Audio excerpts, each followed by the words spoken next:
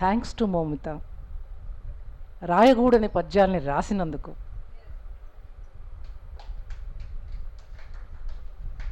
మనం ఎట్లా బతుకుతున్నాం?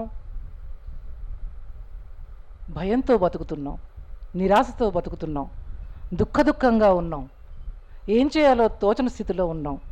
ఒక గోన సంచిలో ఒక మనిషిని కట్టేస్తే దాని నుంచి బయట ఎట్ల పడాలో తెలియనటువంటి ఉక్కిరిబిక్కిరితనంతో ఉన్నాం. ఎవరో మనని ఒక నేల మాగాణిలో బంధిస్తే ఆ ముక్క వాసనలతో ఉన్నటువంటి దాంట్లో, ఆ చావు వాసన వస్తున్నటువంటి దాంట్లో తన్నుకొని బయటికి ఎట్లా రావాలి, స్వచ్ఛమైన గాలిని ఎట్లా పీల్చాలన్నటువంటి తన్నుకులాట్లో మనం ఉన్నాం. ఏం చేయాలో అర్థం కాని ఒక స్థితి, ఏం జరగబోతుందో తెలియనటువంటి ఒక గందరగోళం. ఒక 50 ఏళ్లుగా మనం నడిచొచ్చిన దారి, ఆ దారి మన్ని మళ్ళీ మళ్ళీ ప్రశ్నిస్తూ వెక్కిరిస్తుందేమో అన్నటువంటి భయంతో మనం ఉన్నాం. ఇటువంటి స్థితిలో ఒక నిశ్శబ్దంగా ఉన్నటువంటి నీళ్లలో, ఒక పాకుడు పట్టినటువంటి సమాజంలో ఒక పెద్ద బండరాయిని ఎత్తేసినటువంటి, ఒక చలనాన్ని తీసుకొచ్చినటువంటి కవిత్వాన్ని మౌమిత రాసింది. Because of that, thanks to her. ఒక్కసారి మన గల్లా పట్టుకొని ఆ కవిత్వం నిలదీస్తుంది. మీరు ఎక్కడుండాలా, ఏం చేయాలి, ఏమిటి అనేది మనకి ప్రశ్నిస్తున్నటువంటి కవిత్వం. బహుశా ఈ ప్రశ్నని 1970లోనే తెలుగు సమాజం అందుకుంది. కవులారా మీరు ఎటువైపు అని విశాఖ విద్యార్థులు వేసినటువంటి ప్రశ్నని అందుకొని మనం ఏ వైపు నిలబడాలో 70లోనే విప్లవ రచనల సంఘం లాంటి సంఘాల నుంచి మొదలుకొని ఆ తర్వాత వచ్చినటువంటి కవులు రచయితలందరూ కూడా అందుకొని ముందుకు సాగినటువంటి స్థితి మనకున్నది. ఎక్కడ నిలబడాలి మనం? ఎవరి పక్కన నిలబడాలి? భూమి లేని వాళ్ళ పక్కన, దుఃఖితులైనటువంటి మానవుల పక్కన, వలస జీవుల పక్కన, పితృస్వామి అణిచివేతకి గురైనటువంటి వాళ్ళ పక్కన ఎక్కడ నిలబడాలో తెలుగు సమాజం ఎన్నడో నిర్ణయించుకున్నది. కానీ ఇవాళ మనం ఎక్కడున్నామని ఒక ప్రశ్న నాతో సహా చాలామంది పదే పదే వస్తున్నటువంటి విషయం.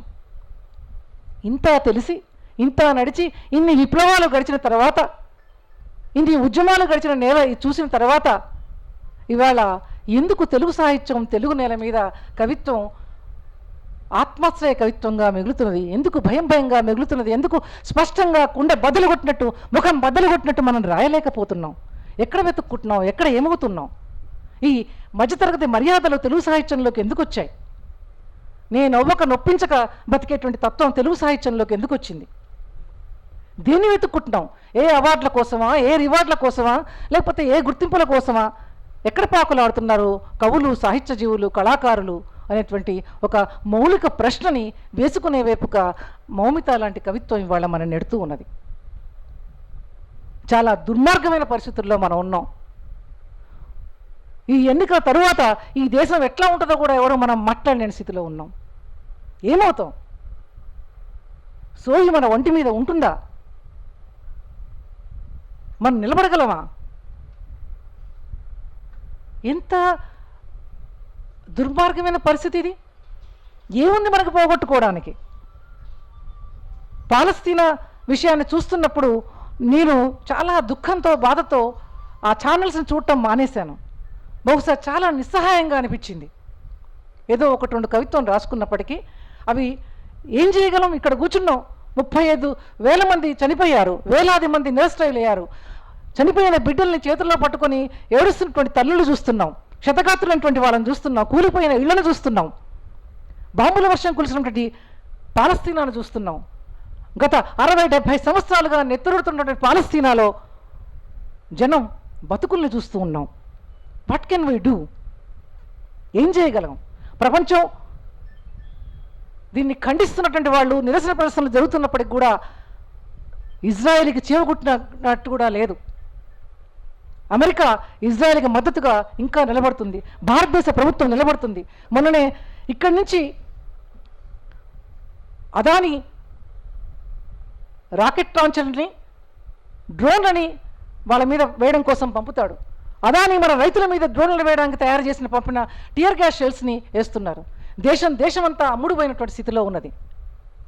మనం మరణం కంటే, చావు కంటే మనిషిని భయపెట్టేది 60 సంవత్సరాల పాటు కష్టపడి కట్టుకున్నటువంటి ఇల్లును కూల్చేసి దాన్ని దురాక్రమణ చేసుకున్నటువంటి ఇజ్రాయిల్ దురాక్రమణదారుల కంటే కోల్పోయేది ఏమిటి?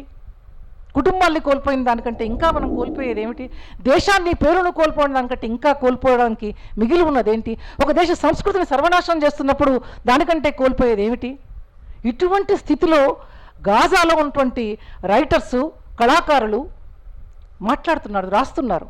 నేను ఒక విషయం తన్ని మాట్లాడుతున్నప్పుడు నాకు అనిపించింది. ఒక పాలస్తీనా ఆర్టిస్టు హమూదా, ఆమె గ్రాఫిక్ ఆర్టిస్టు, ఆమె అంటది కదా, నేను సంతోషం గురించి బొమ్మలు వేయాలనుకున్నారు గోడల మీద. పిల్లలు నవ్వుతున్నటువంటి పిల్లల్ని, వెన్నెల్ని, జలపాతాల్ని, ప్రకృతిని నేను చిత్రించాలనుకున్నాను. కానీ నా గాజా మీద జరిగినటువంటి దాడుల్లో నా కుటుంబం మొత్తం సర్వనాశనం అయిపోయింది. అయినా నేను బొమ్మలు వేయడం మానను. చార్కోల్ పెట్టుకొని గోడల మీద గ్రాఫిక్స్ వేస్తుంది. Now I'm writing about sorrow, I'm painting about sorrow. ఆ దుఃఖం గురించి ఆమె రాస్తూ ఉన్నది. బాంబులు పడ్డప్పుడు చిత్రమైన ఇళ్ల గురించి, మనుషుల గురించి ఆమె వేస్తున్నది. దిక్కు లేకుండా పిల్లలు ఏడుస్తున్న దాని గురించి ఆమె బొమ్మలు వేస్తున్నది. అంటే ఎటువంటి స్థితిలో అయినా కానీ రైటర్లు అనేవాళ్ళు, కళాకారులు అనేవాళ్ళు, వాళ్ళు తమ కళల్ని ఏ వైపు ఉంచుకోవాలి అనేది చాలా స్పష్టంగా ఉన్నది. ఒక దురాక్రమణదారులు ఏం చేస్తారు? ఒక సంస్కృతిని నాశనం చేస్తారు. పాలస్తీనాలో ఉన్నటువంటి కల్చర్ని, సంస్కృతిని, ఆర్కైవ్స్ని నాశనం చేస్తున్నారు. అక్కడ ఒక 100 సాంస్కృతిక కేంద్రాల మీద ఇజ్రాయెల్ దాడి చేసింది. అది యుద్ధ నేరం అవుతుంది యునెస్కో ప్రకారం. కానీ ఆ ఆర్కైవ్స్ని నాశనం చేసి, సంస్కృతిని నాశనం చేసి, వాళ్ళ కళల్ని నాశనం చేస్తున్నప్పుడు అక్కడ ఫ్రీడమ్ థియేటర్ అనేటువంటి ఒక థియేటర్కి సంబంధించిన వాళ్ళు 1,00,000 మంది కళాకారులు, 1,00,000 మంది ప్రజల్లోకి వాళ్ళు వెళ్ళారు. వేలాది ప్రదర్శనలు వేశారు. ఇప్పుడు ఆ శిబిరాల్లో ఉన్నటువంటి యువకుల్ని, పిల్లల్ని కూడేసి స్ట్రీట్ ప్లేస్ చేస్తున్నారు. వాళ్ళు బొమ్మలు, కవిత్వాన్ని వాళ్ళకి చెప్తూ ఉన్నారు. వీధుల్లో కొత్తగా విలేకరులు పుట్టుకొచ్చారు. వాళ్ళంతకుముందు విలేకరులు కాదు, ఎప్పుడు కూడా రాసిన వాళ్ళు కాదు, ఫోటో జర్నలిస్టులు పుట్టుకొచ్చారు. సోషల్ మీడియా ద్వారా వాళ్ళు మొత్తం ప్రపంచానికి పాలస్తీనాలో ఏం జరుగుతుందని చెప్తున్నారు. ఇటువంటి ఒక వాతావరణం ప్రపంచమంతా కూడా ఉన్నది. కవులు, కళాకారులు ఎప్పుడు కూడా మౌనంగా లేరు. లాటిన్ అమెరికన్ పోరాటాల్లో కానీ, తర్వాత స్పానిష్ అంతర్యుద్ధంలో కానీ, ఆ తరువాత బ్లాక్ పాంథర్ మూమెంట్స్లో కానీ, ఇక్కడ మనకు జరిగినటువంటి నక్సల్బరీ, శ్రీకాకుళ ఉద్యమాల స్ఫూర్తితో సాగినటువంటి ఉద్యమాల్లో కానీ వందలాది మంది కవులు, కళాకారులు తాము ఏ పక్షం ఉండాలని నిర్ణయించుకోవడమే కాదు, స్టేట్ వైలెన్స్ని ఫేస్ చేశారు. ఎదురుకాల్పుల హత్యాకాండకి బలైనటువంటి రైటర్స్ 2 తెలుగు నేలల మీద అనేక మంది ఉన్నారు. మనం ఎప్పుడూ మౌనంగా లేము. ఈ ప్రపంచం ప్రతిఘటన సాహిత్యం అనేది ఎప్పుడూ ఉంది. ఒక అణిచివేతకు వ్యతిరేకంగా ఒక ధిక్కార స్వరం అనేది ఎప్పుడూ ఉన్నది. విక్టర్ జారా గురించి మనం చదువుకున్నాం కదా.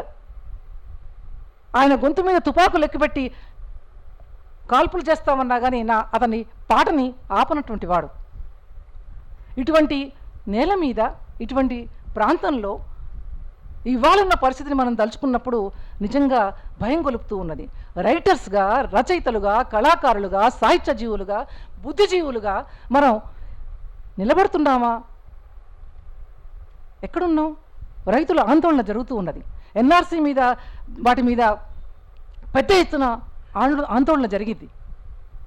హమ్ కాగజ్ నహీ దిఖాయేంగే అనే ఒక పోయం, చాలా పాపులర్ పోయం ఒకటి మీ అందరికీ గుర్తుండొచ్చు. వరుణ్ గ్రోవర్ రాసినటువంటి ఒక పోయంని. అది మొత్తం ఎన్ఆర్సీకి వ్యతిరేకంగా జరిగినటువంటి ఆందోళనలో మొత్తం కూడా ఆ పోయిటరీ జరిగింది. మేము ఈ జరిగినటువంటి మారణకాండని ఎప్పటికీ కూడా నహీ భూల్ జాऊंगी అనే ఒక పోయం రాశాడు. వీటిని యాద్ రఖేంగే అనేటువంటి ఒక పోయం, చాలా పాపులర్ పోయము, ఎన్ఆర్సీ ఉద్యమాల్లో వచ్చింది. రైతుల ఆందోళనలో జరుగుతూ ఉన్నాయి. ఈ 750 మంది రైతులు చచ్చిపోయినటువంటి ఘటన పునః జరిగితే ఇంకా ఆందోళన సాగుతూనే ఉన్నది. దాని మీద మీరు టీవీలో చూస్తుండొచ్చు. ఆ బాష్పవాయువులు ప్రయోగించడానికి వాడిన డ్రోన్స్ని మన హైదరాబాద్ నుంచి అదానికి పంపించినటువంటి డ్రోన్స్ అవి.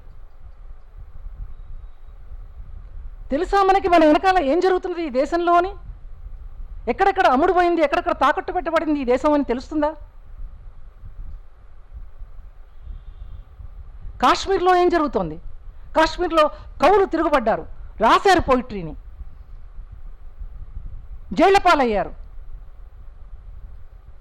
సామాజిక మాధ్యమాలన్నింటినీ కూడా మీడియాతో సహా అన్నింటినీ బంద్ చేసి ఒక చీకటిలో కాశ్మీర్ని పట్టి ఉంచి మాట్లాడడానికి వీలైన స్థితిని కల్పించారు. అయినా కాశ్మీర్లో ఉన్నటువంటి కవులు మాట్లాడారు, రాశారు. 1, 2, 3 చెప్పుకుంటూ పోతుంటే ఒక 15 సంవత్సరాల కాలంలో ఈ దేశంలో ప్రజాస్వామ్యం అనేది లేదు, పోయింది. మనం ఒక నిర్బంధపూరిత వాతావరణంలో అప్పకటిత అత్యవసర పరిస్థితిలో ఉన్నాం. మనం పేరు పెట్టినటువంటి హిట్లర్ ఫ్యాసిజం కింద పడగనీడ కింద మనం బతుకుతున్నాం. ఇది ప్రజాస్వామ్యం ఎవరన్నా మాట్లాడితే ఇంకా ఉన్నాం అనేది మనం భ్రమల్లో ఉంటే కనుక అది బుటకమే అనుకుంటాను. హిట్లర్ ఫ్యాసిజానికి వ్యతిరేకంగా గళాలు విప్పినటువంటి కవులు ఉన్నారు.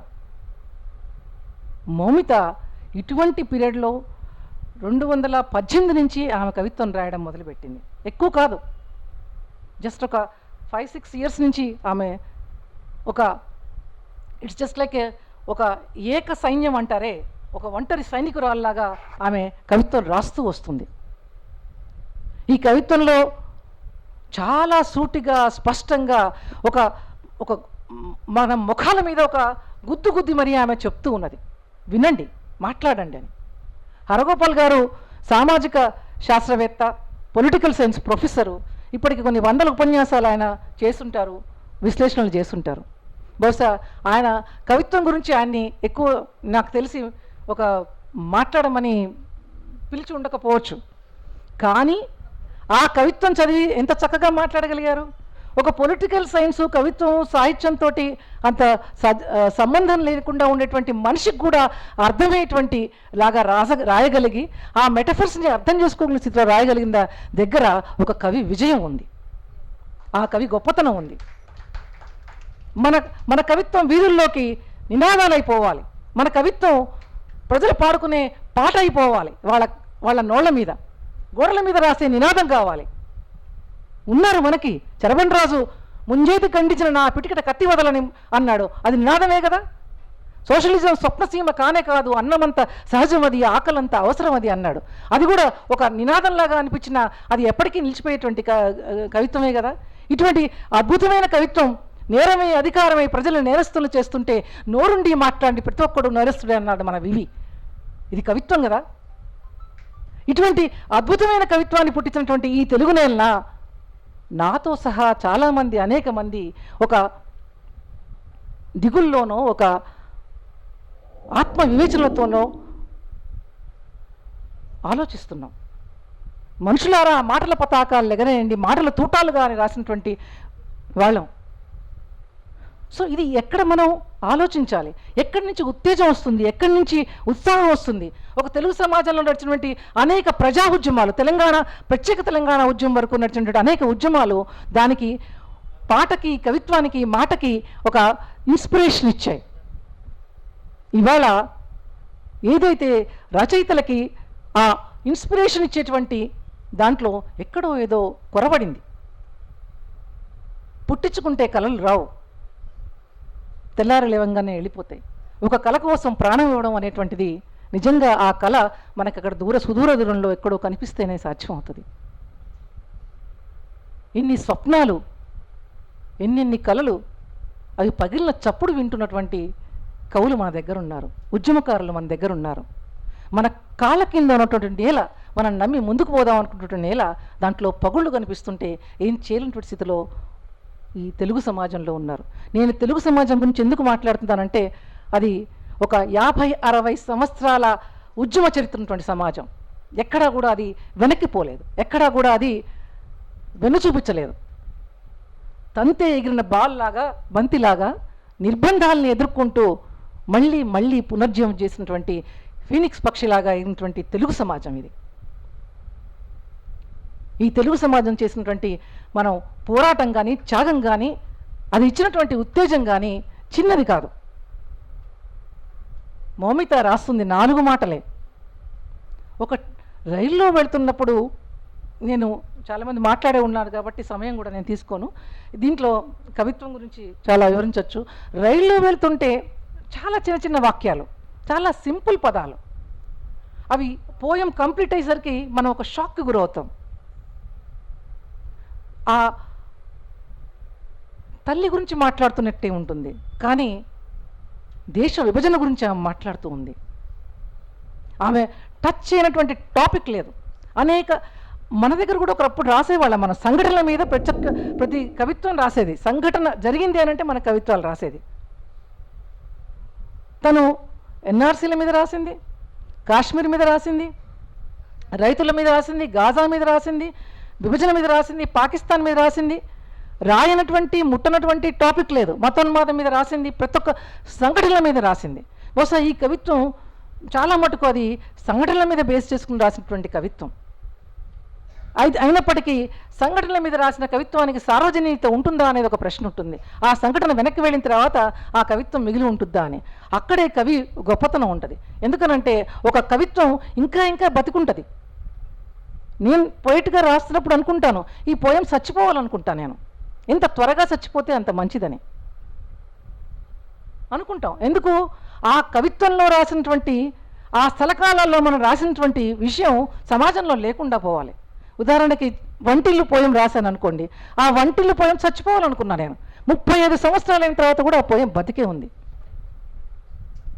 అట్లా వరవరరావు గారు రాసిన పాట, చరవణరాజు రాసి, గూడ అంజయ్య రాసినటువంటి పాటలు, ఊరు మనిదిరా, ఈ వారం మనిదిరా, దొర ఎవడిదో దోపిడెక్కడిదో అని అంటే, ఆ దొర ఇప్పుడు అంబానీ అదానీలు అయ్యాడు, ఆ దోపిడీదారుడు మోడీ అయ్యాడు. ఎప్పటికి సావాలి ఈ పోయమ్స్? కవి కళ ఎప్పటికి నిజం కావాలి? సంఘటనల మీద రాసినటువంటి ఆ పోయమ్స్ కూడా రిలవెన్స్ తన ఆ సిచ్యువేషన్ మారలేదు కాబట్టి మౌమిత పోయమ్స్లో కూడా ఘటనల మీద ఉన్నప్పటికి కూడా ఆ రిలవెన్స్ ఉన్నది. ఎక్కడ ఎందుకు మనకి దడుతున్నాయి? అవి పోస్టర్లు అయ్యి నినాదాలయ్యి వెళ్ళాల్సినటువంటి కవిత్వం తన నుంచి వచ్చినది. ఇది సమయం లేదు కాబట్టి నేను ప్రతి పోయంని నేను చెప్పడం లేదు. చాలా అద్భుతమైనటువంటి పోయమ్స్. శిల్పపరంగా మనం మాట్లాడుకున్నప్పుడు బహుశా దీంట్లో జలపాతాలు లేవు, వెన్నెలు లేదు, తర్వాత జాబిలు లేదు, పూలలోయలు లేవు, మంచు పల్లకీలు లేవు, ఇటువంటివి ఏమీ లేవు. అవి వడగళ్ళ వాన ఉన్నది, నిప్పులున్నాయి, ముళ్ళకంపల దారి ఉన్నది.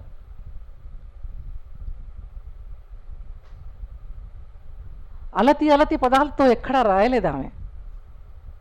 ఎక్కడ చందమామని జాబిల్ని తీసుకొచ్చి రాయలేదు. ప్రేమ గురించి, విప్లవం గురించి రాసింది, కానీ ఆ విప్లవం ప్రియుడు గురించి రాసినప్పటికీ అది విప్లవ కవిత్వం, విప్లవ విజయం కోసం, విప్లవం కోసం ఎదురు చూసినటువంటి పోయిట్రీ.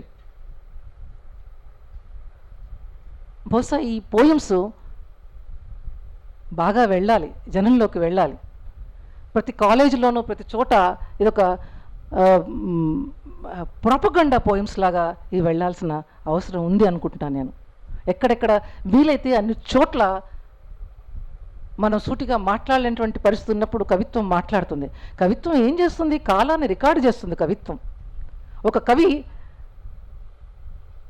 కవి నడిచి వచ్చినటువంటి దారిని రికార్డు చేస్తుంది. తెలుగు సమాజంలో ఉన్నటువంటి అస్థిమతని, అల్లకల్లోలాన్ని, లేకపోతే పరాయీకరణని ఇప్పుడు రాస్తున్న కవిత్వంలో మనం కనిపిస్తుంది. అది వ్యక్తుల వైయక్తిక దుఃఖాలు కావి, వ్యక్తుల వైయక్తిక దుఃఖాలు, నిరాశలు కావి. మనం నమ్మి నడిచినటువంటి దారిలో వచ్చినటువంటి, మనం కోరుకున్నటువంటి సమాజం రాణితనంలోంచి అవి మన కాళ్ళని మనం నరుక్కున్నటువంటి, మనం కూర్చున్నటువంటి చెట్టుని మనం నరుక్కున్నటువంటి ఆ తలపోతల వ్యధ ఇది. అందుకనే ఈ కవులు రాస్తున్న దాంట్లోంచి మనం ఆ పరిణామ క్రమాన్ని చూడగలగాలి. మౌమిత కవిత్వం నిలబడాలనుకుంటున్నాను. ఇవాళ ఈ కవిత్వం తూటాల్లాగా దేశమంతా పేలాల్సిన అవసరం ఉన్నది. అదొక జాగృతం కావాల్సిన అవసరం ఉన్నది. ఆ కవితలు నినాదాలు కావాల్సిన అవసరం ఉన్నది. ఇప్పుడు తను నీళ్లలో ఒక పెద్ద బండరాయి విసిరేసింది. ఇది చలనం ప్రారంభమైంది. ఎవరో అందుకుంటాం దీన్ని. మన దారిని, మనం రాసేదాన్ని, మనం మాట్లాడేదాన్ని మనం మార్చుకొని రాయాలా? రాయగలుగుతామా? నిలబడగలుగుతామా ఈ ఫ్యాసిస్ట్ రాజ్యంలో? మన గొంతు మీద కత్తి పెట్టినా కానీ రాయగలుగుతామా అనే కవులు ఇవాళ మళ్ళీ మళ్ళీ తేల్చుకోవాల్సిన సందర్భం. ఈ అకాడమీలు, అవార్డులు, రివార్డులు, వాటిని నేను తప్పుపడడంలే. ఎవరెవరి దారులు ఎటుపోతారో పోతారు, కానీ చివరికి నిలిచేది ప్రజల పక్షాన వహించినటువంటి కవిత్వం నిలుస్తుంది. నోరు లేని వాళ్ళకి నోరిచ్చినటువంటి కవిత్వం నిలుస్తుంది. ఈ దుర్మార్గమైన దుష్ట ప్రభుత్వం పోవాలి, ఈ దేశం మారాలి అని ప్రాణాలు అర్పించిన కవులు ఎవరైతే ఉన్నారో వాళ్ళ కవిత్వం నిలుస్తుంది అజరామంగా. అది మళ్ళీ మనకి ఇన్స్పిరేషన్ ఇస్తుంది. మళ్ళీ ఎందుకు మనం చరవణ రాజును తలుచుకుంటాం, ఎందుకు వరవరరావును తలుచుకుంటాం, మళ్ళీ ఎందుకు ఈ కవులను తలుచుకుంటున్నాం? ఉరికంబం మీద నిలిచి ఊహాగానం చేసేదా, నా ఊహల ఊయలలో మరో ప్రపంచం వీక్షించదా అన్నాడు శివసాగర్. ఎందుకు మనం ఇంట్లో వాళ్ళ తర్వాత కూడా ఆ పోయిటరీ మనకి ఎందుకు ఉత్తేజాన్ని ఇస్తూ ఉన్నది అంటే వాడు నిలబడతారు. అటువంటి కవిత్వం తెలుగు సమాజంలో రావాలని, అటువంటి మార్పులకి ఒక నూతన ఒరవడిని తీసుకురావడానికి ఏవైతే ప్రజాస్వామిక శక్తులు ఉన్నారో, విప్లవ శక్తులు ఉన్నారో, ఎవరైతే ప్రోగ్రెసివ్ ఎలిమెంట్స్ ఉన్నారో వాళ్ళు ఆత్మ పరిశీలన చేసుకొని కొత్త పోరాట ఎజెండాని తీసుకొని ముందుకు రావాల్సిన అవసరం ఉంటుందని కోరుతూ థ్యాంక్ యూ.